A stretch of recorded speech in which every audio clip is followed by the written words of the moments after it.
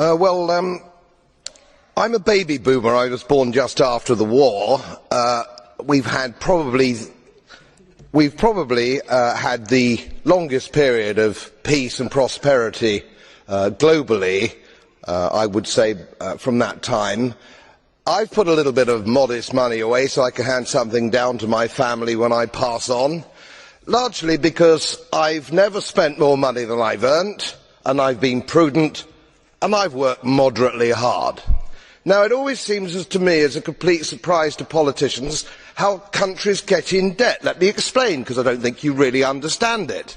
It's because politicians consistently spend more money than they raise in taxation, more money than they can possibly raise in taxation, most of which, in point of fact, they actually waste.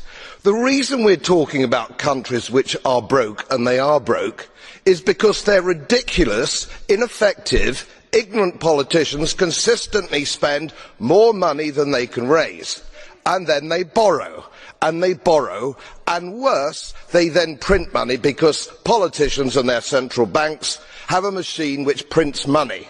You do that as a private citizen, and it's a criminal offence. You would go to prison for doing that, and politicians and their central banks do it all the time. Let me explain to you that these countries are broke, and they're broke because of their own stupid leadership and politicians, and it's immoral to ask ordinary taxpayers of any country to pick up the tab for failed politicians and failed banks.